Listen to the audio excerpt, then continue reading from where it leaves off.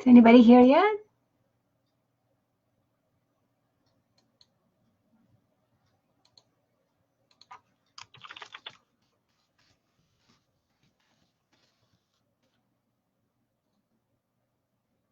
Hey, Lucretia, there you go. Lulu's here.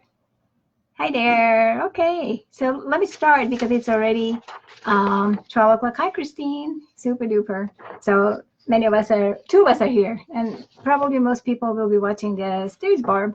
Most people will be watching this later. Now it suddenly got hot. We had rain all day, so or all night, I should say. So I was cold, so now I'm hot. So, how you guys all doing? There's Terry.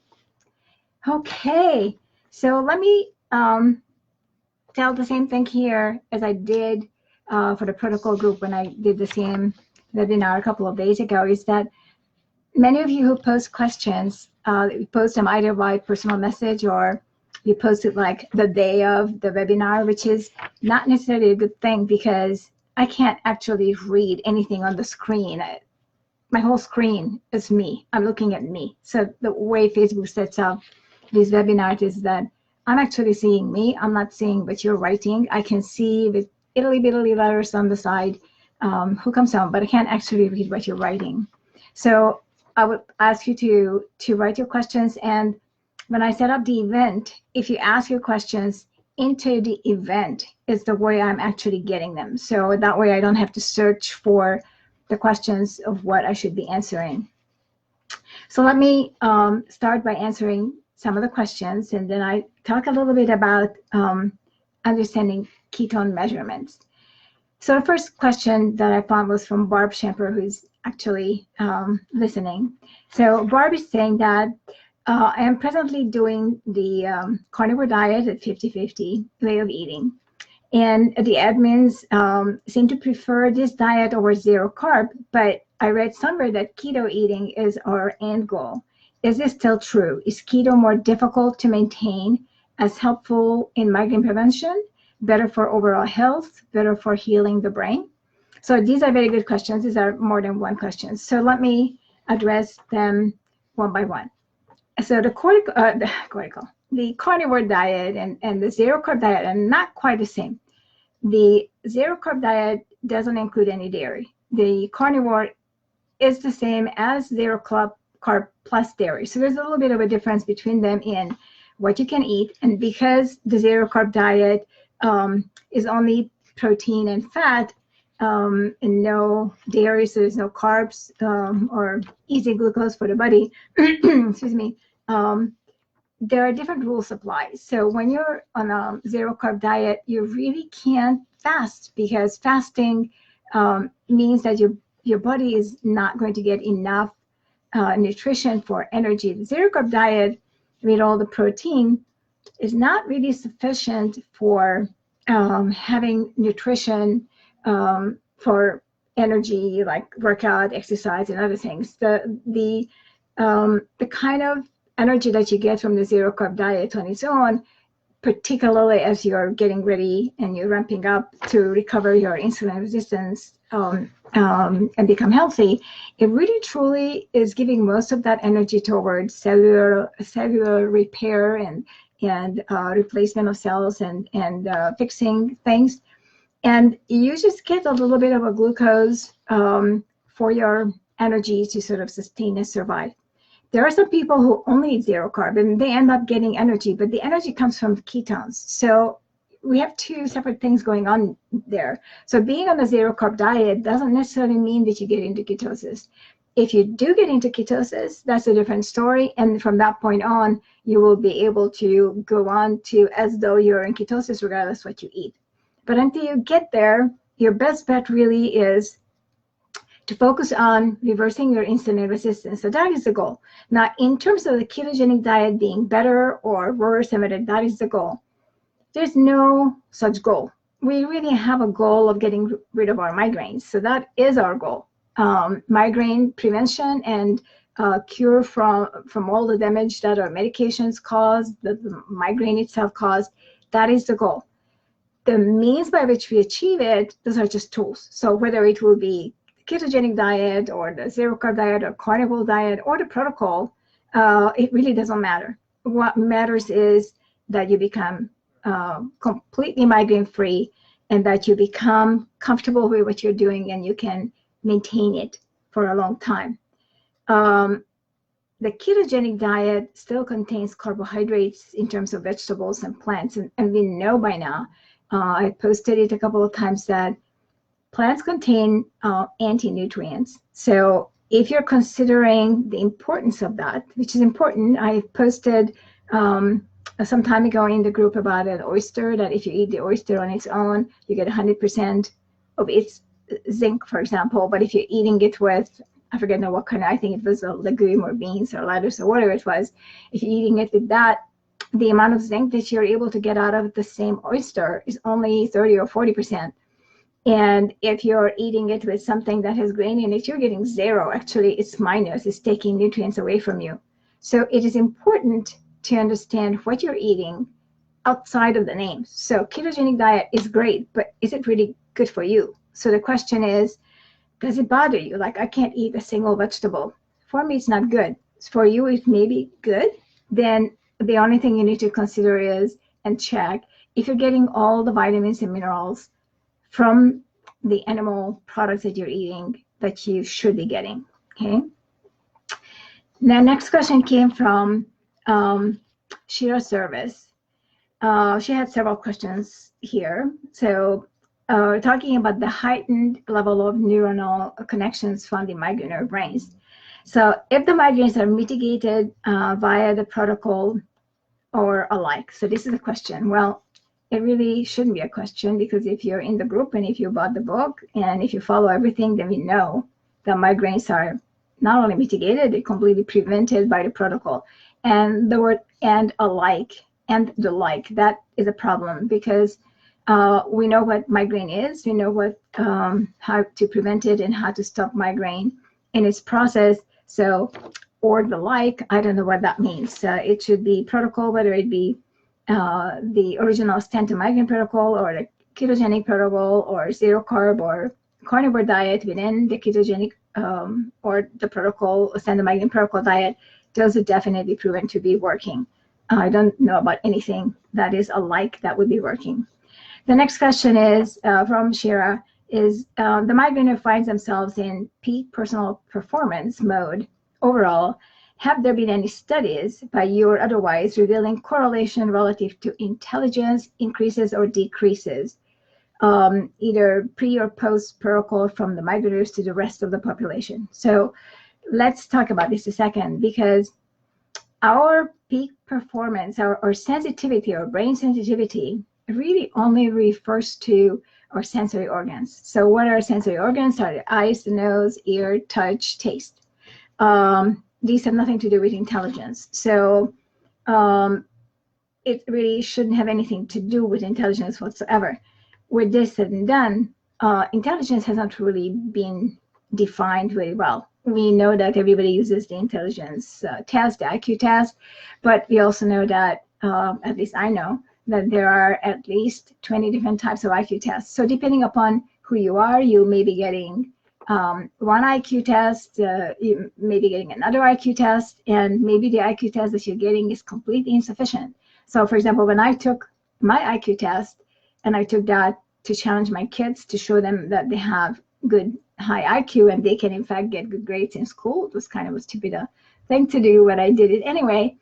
The kind of standard IQ test that, for example, works on more around literature and history would not work for me, because I'm not American. English is my second language. So what I learned in school was very different from what you learn in school. So applying an American IQ test based on literature, such as Mensa, for example, would not work for me, because I don't know 90% of what you learned. And I also don't recognize words from different letters or twisted or backwards. So those are not really IQ tests. When I took the IQ test that I took was more of a applying to spatial logic, and really truly like a mathematical kind of a logic more than anything else. And that kind of an IQ test was more representative of what I could do. And indeed, I do have high IQ, and I do find that a lot of migraineurs probably have high IQ. Some I have talked to, and they have high IQ, over 140. I think 135 is considered to be exceptional, and many were over 140, and I'm way over that as well.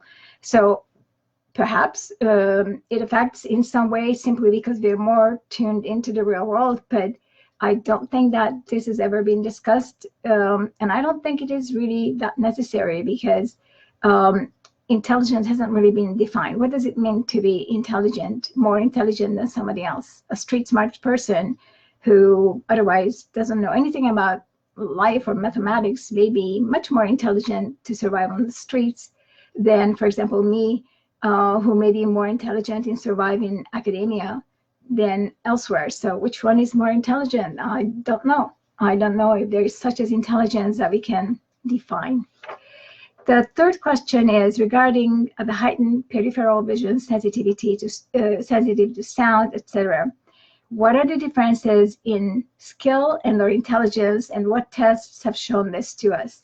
So like I said, I don't think that these are connected to intelligence per se, and there have been no tests whatsoever. Nobody's looking at these, and I don't see why they should, particularly since most doctors and research students don't even realize what we have realized, that these have something to do with our sensory organs. So this is very specific only to our understanding in our group.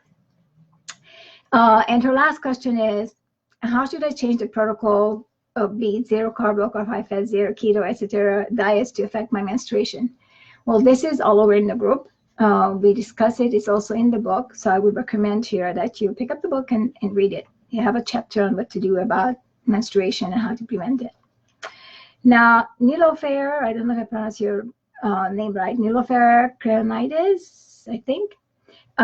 She asked me this morning, private messaging is, are there common blood types that show up for a migraine group, especially type O? And I have to say that no, there's none. In fact, within my family, some of my migraine members have O, some have AB. I am AB, I think, or B+, one of the two. I don't remember. I think I'm B+. So now it's all over the place. It is also all over the place whether blood really, the blood type really has much to do with anything in terms of, for example, which was more ancient. Like we always believe that the O blood type is the most ancient.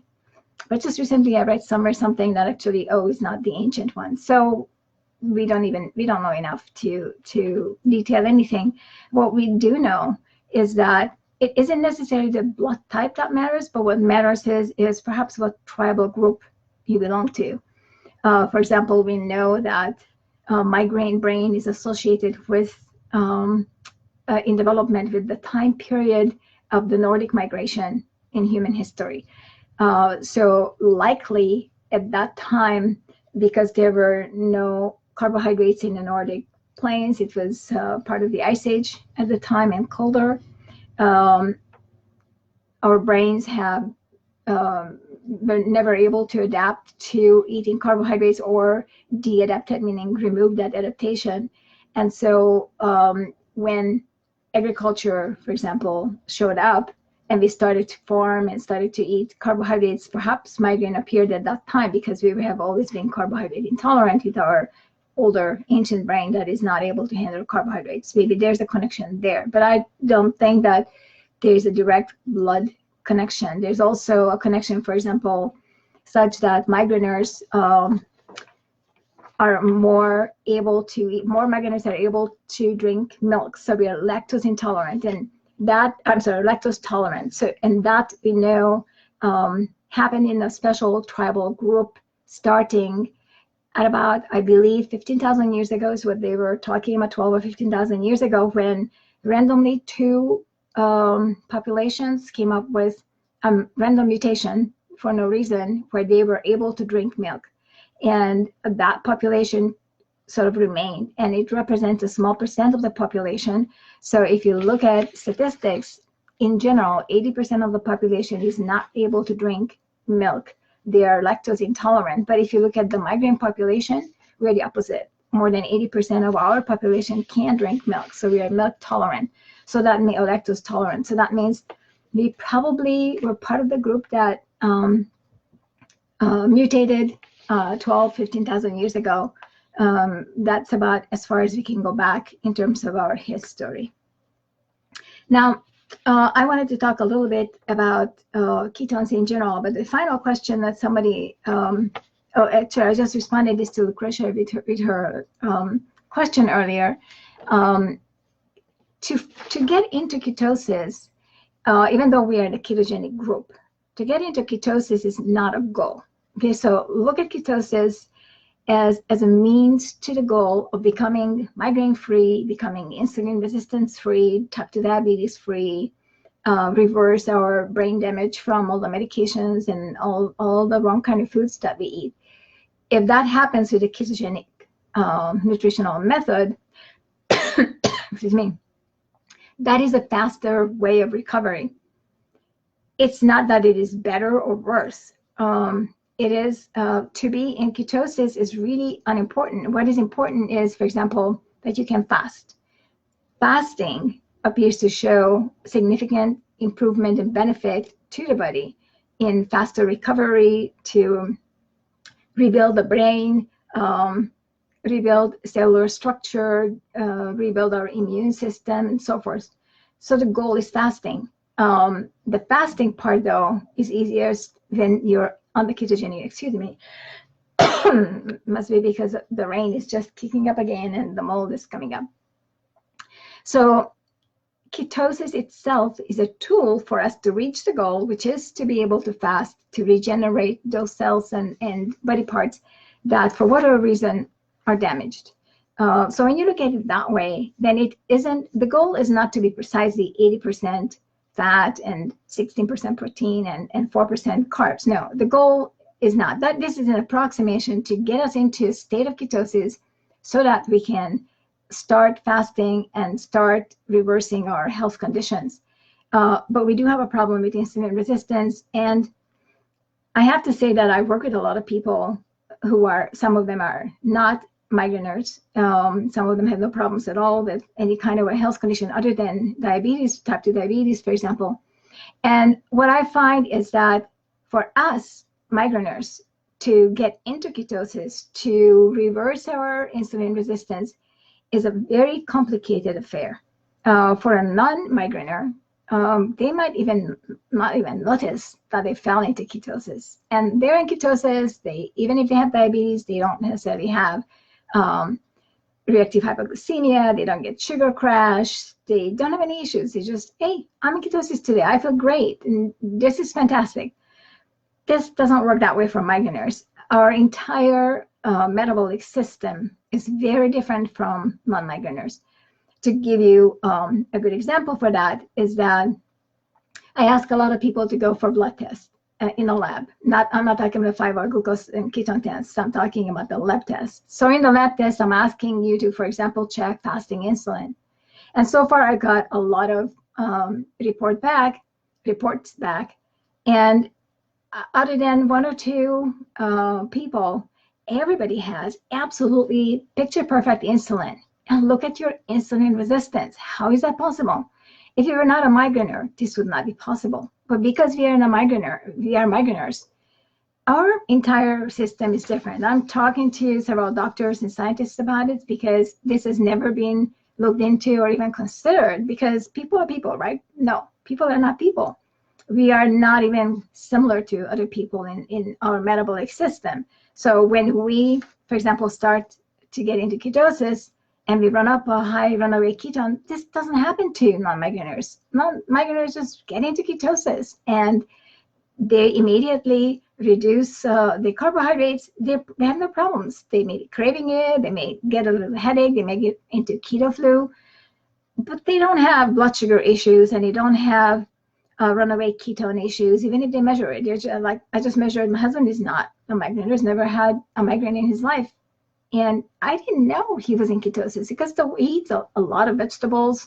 He eats a lot of tomatoes, peppers, and other things. When he's not eating with me, say he goes out to dinner with some friends or goes to a trip, he eats a bit. He's eating pasta and grains and other kind of things and potatoes. He comes back and he's in ketosis. And I'm like, what the heck? How come that we have to struggle like crazy to not eat any of those things to be to end up in ketosis. And here's a person who's not even trying, doesn't even know that he's in ketosis, and hey, he's in ketosis.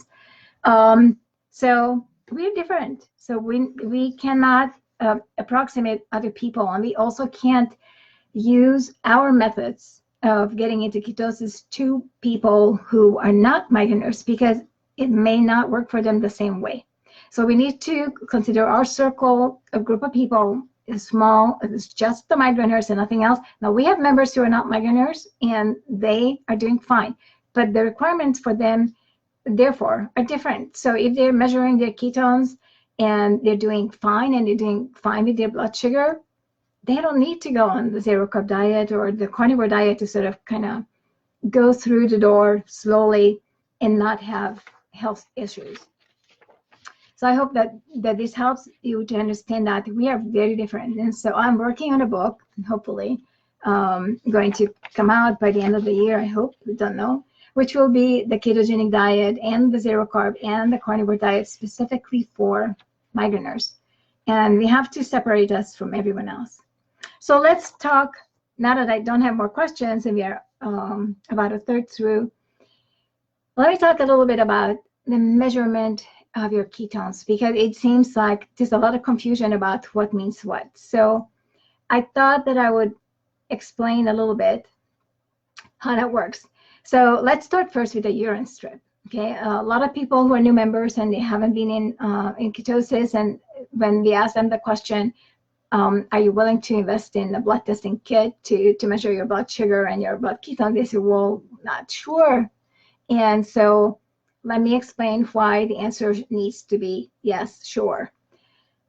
Think of yourself as not in a ketogenic diet, just on a regular diet, carbohydrate said, American diet, whatever you want to call it, and you go for a urine test and they find glucose in your urine.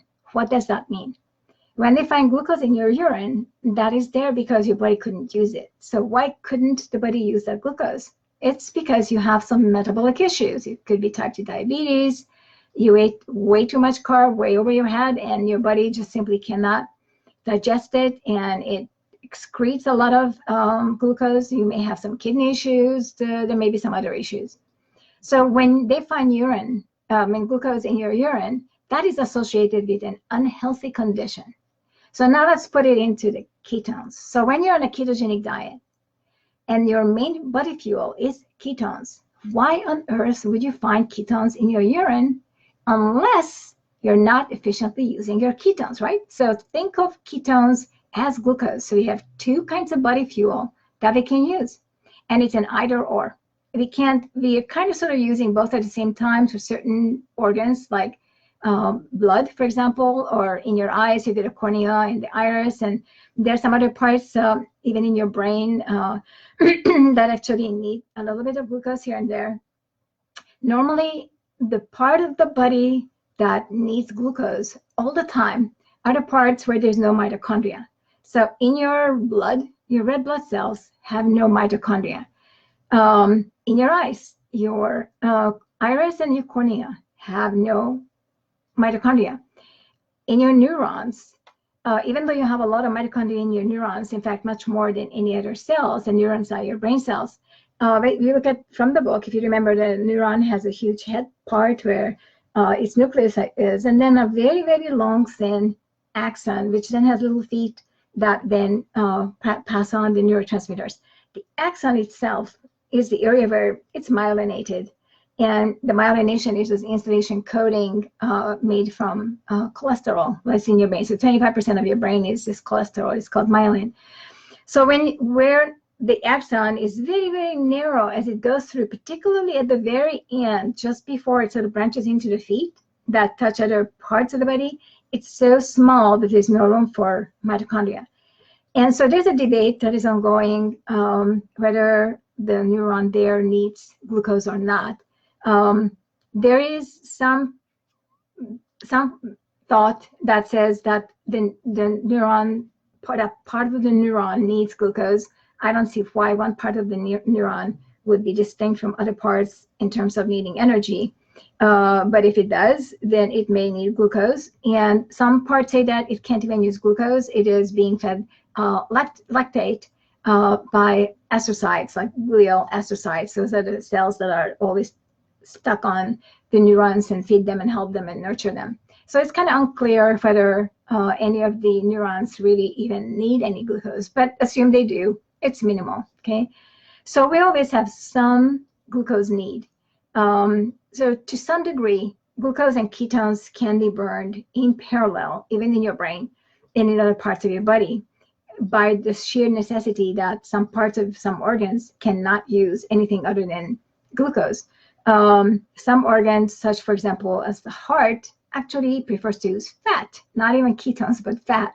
And even muscles have a preference for fat, and they have some need for glucose that they store in order to quickly escape if you have to have a fight or flight moment and you have to run away. But that is only used in an anaerobic condition, which would be equivalent to a sudden burst of literally running away from a major danger, okay, let's say a lion in the bush. But even your muscles have a preference to using fat instead of glucose. So when you're looking at then the urine test, it clearly isn't efficient, because at the beginning, when you're not yet using ketones properly, meaning your body still has to learn, because we have forgotten. Don't forget, it's not that we have to learn. So let me back up on this one too. When you were born in ketosis, unless you were born cesarean section or your mother just pushed you out in 1 minute.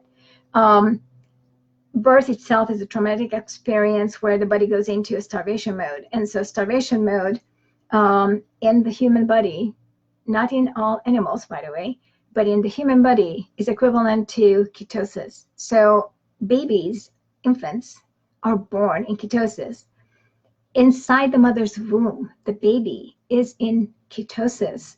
They have found ketones in the placenta and in the fluid that is surrounding, the amniotic fluid that is surrounding the baby. So ketosis is the way nature set us up. That is how we were born. That is our baseline.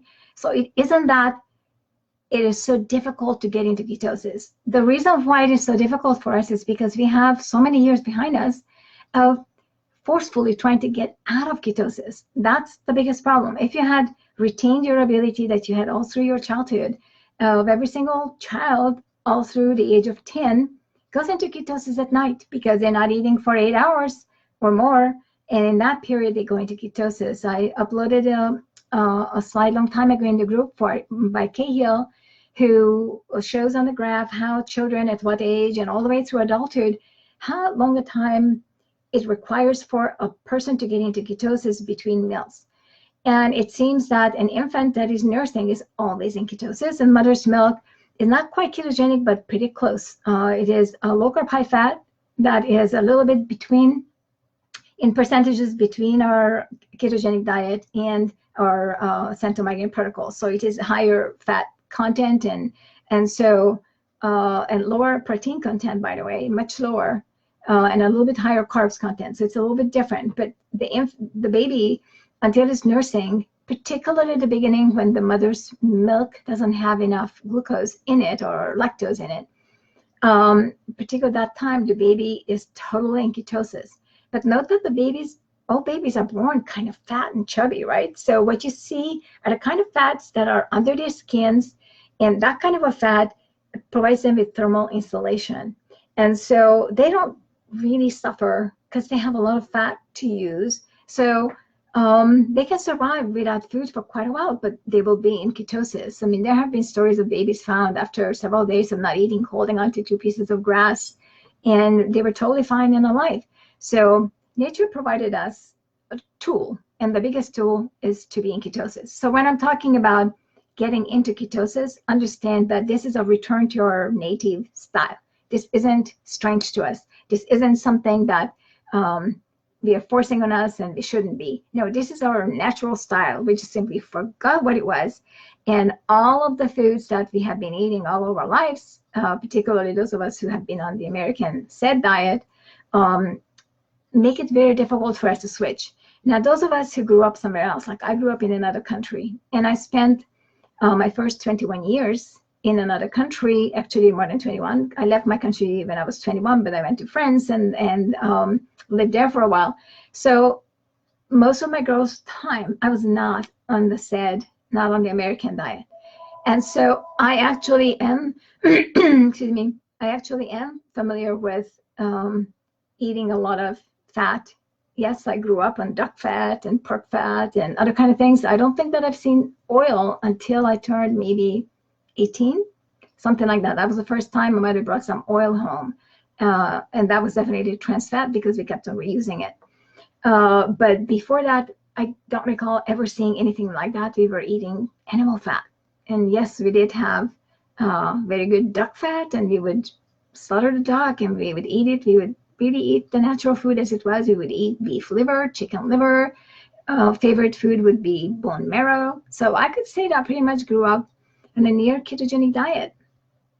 And we didn't have desserts too much. We had some grain, we had some bread, but I don't recall eating pasta maybe once a month, usually as a dessert. I don't really recall eating rice more than once or twice a month.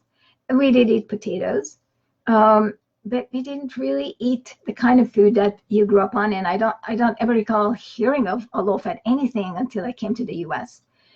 And so, and even when I came to the US, I didn't switch to the low fat and the margarine, that kind of things, because I was simply brought up on high fat stuff and butter. And so I was used to eating that. And I was still used to cooking in those things. And so for a long time, I didn't switch to the American diet. So for me to switch back into the ketogenic diet was really very easy. It took me one day and I was back into ketosis, and I've been in ketosis ever since, and I don't even come out. So when we're talking about urine measurements is out, when we're talking about getting into ketosis, it's difficult for you because of the two reasons. One, that you grew up perhaps in the US on the SAD American diet, or another country on the SAD American diet with low carbs and vegetable oils, and perhaps a vegetarian or vegan influence, which makes it very difficult to get into ketosis. But if you grew up in a Nordic country, perhaps no, perhaps you can get into ketosis very quickly. Now, in terms of understanding what your ketogenic diet is and how you measure the ketogenic diet in your blood. So now we know that we have to measure really blood. And there's also another form of measure in which they measure your exhaled air. So it measures two different things. The exhaled air measures the byproduct that was created after you have already used the ketones. So when I tell you that the company that actually sells this exhale device tells you that that is the actual ketone amounts you burn, no, that is the byproduct of the ketones you have already burned. And since you're not able to take a deep breath, but it's you so slowly have to breathe into it, and it takes like I don't know how many minutes to sort of fill that thing to give you some metrics. It's actually a collection of whatever you have burned in that time period. So it's not really giving you an accurate result either. The third way of measuring, so with the urine, we have the breath, and then the third way to measure is in the blood. Measuring ketones in the blood is like measuring glucose in the blood. The glucose in the blood, you're not measuring what your body is using. Glucose is not used in the blood other than for the red blood cells. Glucose is stored in the blood for your cells to be used as they need it. Ketones are not used in your blood. Ketones are stored in your blood for the rest of your body to use them when they need them. It's exactly the same thing. So when you're taking your blood glucose measurement, you're not checking what you're actually using. And this was very clear on some of the people who have the continuous monitoring, glucose monitoring system at Pascal, and I think there was one additional person from the UK, where they tap into the interstitial space. So you have cells. Think of a cell as a little circle, though it doesn't need to be circle, like the axons in the brain are not circle. But they're always surrounded by some fluid, which is called the interstitial space. And then the next cell. So there are two cells side by side, but they don't actually touch. There's a space in between them, which is the interstitial space. And between the interstitial space, there's a capillary, which is a part of your blood vessel that carries all the nutrients. So from the capillary, which is your blood vessel, there's a direct flow into the interstitial space, but not into the cells. So the cells have a membrane which protects them from anything just entering. Most everything needs to have some sort of a delivery system into the cell. For example, glucose needs to be delivered by insulin and also sodium into the cell. But into the interstitial space, it has freedom to come and go from the blood vessel, from the little capillary that's next to it. Some things, such as water, have a direct flow without any reason through little pores that are called aquaporin within the cells. So any water you drink can move in and out of anything without any constraints or restraints. Salt can sort of kind of hold onto water in a certain place. Potassium can sort of remove water from a certain space, but there will be a continual movement around. And around the cells, we also have these ionic gates that are operated by magnesium, sodium, and potassium, and also calcium. So these are key for electrolytes. And of course, with the use of ATP, movement of nutrients can go in and out of the cell. So when we are looking at what is in the cell, we don't know, but we can measure what is in the interstitial space. And that's going to be what will be able to get into the cell. This does not need to be equal all the time to what's in your blood. It can be the goal for the blood vessels and the interstitial space to equalize. And this happens by diffusion. It's an osmotic pressure where when there's somewhere more dense, say your blood is more dense in glucose after you ate something that's carbohydrate, it will want to flow automatically and increase the glucose in the interstitial space, provided the interstitial space is not already full. So there's going to be an exchange, an equalization between the two. And therein lies a problem that I will mention in a minute. But so the blood that is in your, the glucose that is in your blood in a healthy person is going to be higher than the glucose that is in the interstitial space. So it was really interesting to see some of the forms that Pascal put in to see that, in fact, indeed, around her cells, in her interstitial space, the amount of glucose around the cell was indeed less than what was in her arteries when she poked her finger and she pricked the finger and she took a blood sugar measurement. So to understand that this is an important difference between, so what is in your blood is not necessarily what your cells are actually using. There's a difference between them. So when you measure your blood ketones, it's important to note what stage you are in or what state you are in terms of your metabolism. So say I now have, I didn't check it yet, but I haven't eaten yet, so I probably have my ketones, which is beta hydroxybutyrate in the blood, at about 1.2. That is my normal when I'm fasting. So if my ketones in my blood is 1.2, that means I'm burning ketones regularly, which I know that I am, and my body maintains an approximately 1.2 level of ketones all the times, provided I don't do anything extravagant like going to the gym or have lightning storm like last night or have some other kind of stress. So this is what my body needs, and my body sort of kind of prepares as much ketones as my body maintains as a baseline. Now, assume I suddenly eat an apple. Just a stupid example since I don't eat any fruits, but say I did, and that's a lot of glucose. So what's going to happen? Temporarily, while I'm still eating the apple, my ketones are still being produced, but my insulin is already released. And so with the insulin release, even though my ketones were still produced, I no longer use ketones. So what you're going to see is that your ketone levels will increase just a little bit. So I may go from 1.2 to say 1.6, 1.7. So that doesn't mean anything. That doesn't mean I'm using more. It doesn't mean anything. What that means is that, hey, now we have a glucose source. Glucose is toxic in the blood and it has to come out of there. So now we stop using ketones. And so ketones backed up.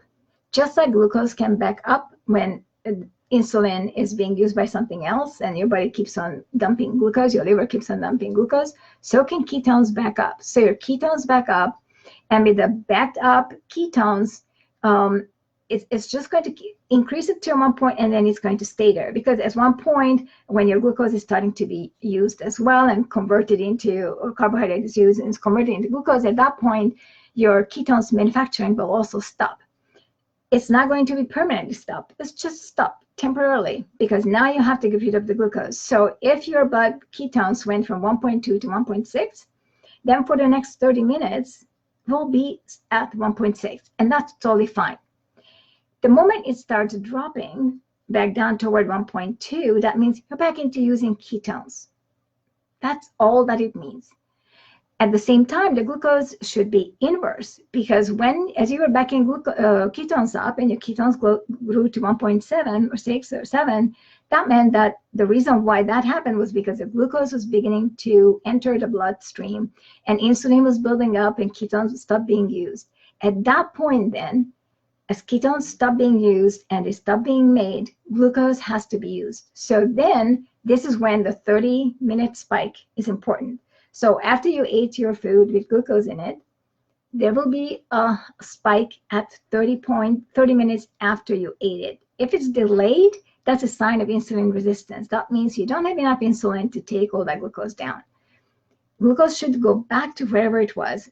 In my case, it is in the 80s when I'm on a ketogenic diet or fasting, and it is usually in the low 90s when I'm on the carnivore diet, which is what I lately am on. But during fasting, it goes into the 80s. And then, so after the apple is out of your blood, all the glucose is out of your blood, and you're back into ketosis, your blood settles. It doesn't go below what it was. It just settles at about the same level of what it was, because that's your body's comfort zone. And then the ketones will start dropping, because now suddenly you're burning ketones. And you may find your ketones drop now below 1.2, because 1.2 was prior to this apple. That was your backup for the blood to use all the time. But while you were using glucose, ketone manufacturing stopped. So suddenly you start using ketones, it may jump down to 0.4, 0.5, something like that. And because now you're using ketones and your body has to start building up the ketones again. And then so everything will go back to normal. But notice that there's going to be a delay. So what you're going to see first is that the ketone will increase before the glucose increases. Then as the ketone stops, the glucose starts increasing. Then the ketones will still stay the same. The glucose reaches its maximum. Then when the glucose reaches maximum and it's going down, the ketones will also drop, because now you're starting to use ketones. And then the glucose reaches its 0 point, and that's when your ketones will start increasing. So there's a definite logic to how ketones are supposed to work in your blood when you're measuring it. And this is when we're asking you to create the 5-hour blood glucose and blood ketone tests at home. This is what we're after. We want to see a very steady and stable blood glucose. Now, many of you have blood glucose, for example, with a curve. When you go up, say even if it's 30 minutes to reach your max, and then you go back down, but you go below what you were before. If you go below what you were before, we call that a reactive hypoglycemia. And that happens when you have too much insulin. So when you have too much insulin, that is a sign of insulin resistance, even if you're in ketosis. Now, this is interesting, because if you have a person who is not a migrainer, but any other person, and they have insulin resistance, they can't get into ketosis, because insulin doesn't get you into ketosis. Glucagon does, and glucagon is the anti-insulin, and they are in constant, like a seesaw. If your insulin is high, glucagon is nowhere. If your insulin is low, glucagon comes up. So you can't really have ketones in your body when you have high insulin. So this is a very good marker for us when we're checking what happens in your blood. Because if I get some irregular reading, for example, high glucose and high ketones at the same time with a runaway ketone like 3.5, that is a sign that you have high glucose, your insulin is so resistant that your body doesn't see it. It doesn't even know that you're high in insulin. So that's a major problem. I see other cases where your blood sugar drops really low, below 70, and your ketones run really high. This is another problem. Why does your glucose run so low? It is because you have so much insulin. Suddenly, your body's making a lot of insulin. That's very typical response to diabetes. When you have insulin resistance, your body produces more. But the more it produces, the faster it's trying to reduce the glucose. And given that you're now on a ketogenic diet, or even when you started just the pre-diabetic or insulin resistance mode, this is the first sign, the reactive hypoglycemia. You have too much insulin being produced, and it takes your glucose down too low. So that's the first sign usually of trouble that you're heading toward type 2 diabetes. The runaway ketones, those of you who get really, really high ketones, that is actually a sign that your body is not using the ketones. So think, for example, of the brain. The brain has a blood-brain barrier. So think of it as if there was a net right between your neck. There's the main arteries that your blood is going into the brain. Think of it as a net. In fact, it literally is a net, but that's another point. Think of it as a net that doesn't allow insulin through. It isn't the glucose that's not going through. Glucose, remember, has the freedom to come and go wherever it wishes. So your brain may be full of glucose, but it cannot get into the cell. It may be in the interstitial space and in the capillaries. You may be completely full of it, but it cannot get into the cells because insulin is not able to cross the blood-brain barrier. So it's not the glucose, but it's the insulin that is not able to cross it.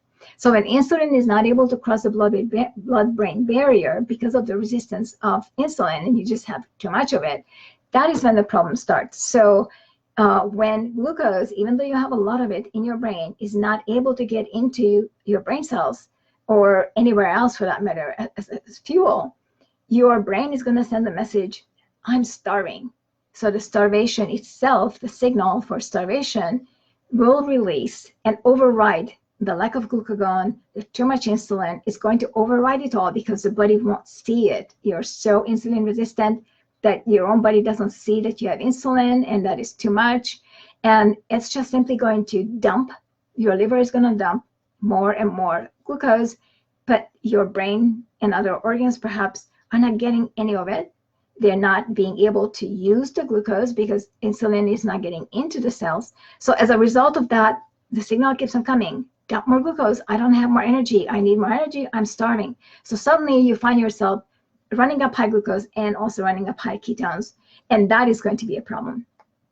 This is actually the biggest problem for type 2 diabetics in the end stage. And this is referred to as diabetic ketoacidosis, with the only difference is that they don't actually have insulin anymore. So you also have insulin is also high. So for you, it's glucose high, insulin high, and ketones high. And so this is a really big problem.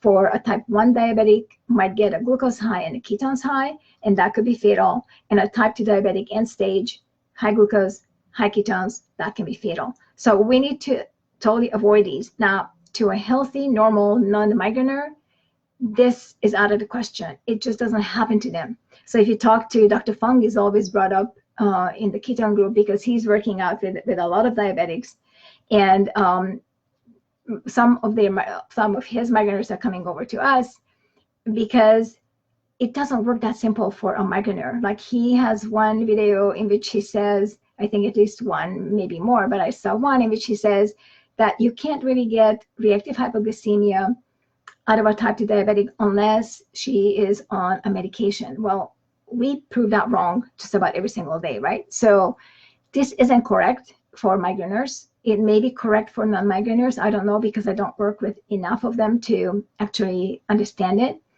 But we have a completely different physiology. So even when it comes to our blood test, this is why it is required and mandatory. It really is mandatory because we need to see, are you developing your ketones healthy, properly?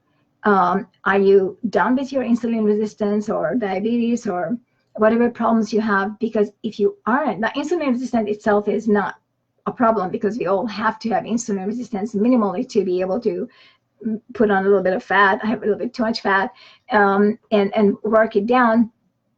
And growth in general, this is why type 1 diabetics are always this thin and unhealthy, and they often die because they don't have any insulin. So insulin is important, and insulin's job is to put away the energy to save it for a rainy day so that we can in fact fast and get into ketosis. So insulin is not a problem, but the problem is that if it is chronically high, that is a problem. So we as migraineurs are also genetically predisposed to have our high blood sugar and to have diabetes. So how does that work? So if you're talking to somebody who eats the wrong foods all the time and they end up with type 2 diabetes, yeah, sure, they're going to end up with type 2 diabetes, whether they have genetic predisposition to it or not. It doesn't really matter. If you continuously push the limit of your body, eventually you will end up sick. So there's no question about that. But what about us migraineurs who now we've been on ketogenic diet for I don't know how long and we're still having trouble? And that's not normal for a non-migraineur. So why does that happen? So when you look at the genetic models, so go to genecards.org and type in migraine, and all the variants for the migraineur will come up. And look at the first few, say 20. And in the first 20, you're going to find 10 is going to be associated with what's called GLUT. GLUT refers to gluten transport. So it's glucose, not gluten, glucose transport. So we have nearly all of our glucose transport genes different from a non-migraineur. So we are not only glucose sensitive, meaning diabetic or chronic insulin resistant, but actually genetically we're not capable of handling any kind of exogenous glucose. So what are the exogenous glucose? Exogenous glucose would be eating a lettuce. A lettuce is an exogenous glucose. Even though it is fiber, it is an exogenous glucose. Any kind of carbohydrates, including milk. Milk is an exogenous glucose. The only difference with milk is that it's actually lactose, and lactose is a disaccharide. It's a combination of glucose and galactose, and so it has to be broken up by lactase enzyme to become glucose. So the body has to work for it a little bit. It's not exactly the same thing as eating sugar. Okay, but basically, other than dairy, we really can't eat any other kind of carbohydrates. So ketogenic diet is not the goal. Actually, the goal is an exogenous carbs-free diet for the migraineur, because what I'm beginning to see is that most of us who start the ketogenic group and start a ketogenic diet, in time we migrate toward a carnivore diet. And you don't have to be a strict carnivore. Like I'm not a strict carnivore, and every now and then I will have a little mini bell pepper because I feel like eating one, or I have some sunflower seeds. But in general, I would say about good 80% of the time, I am strict carnivore.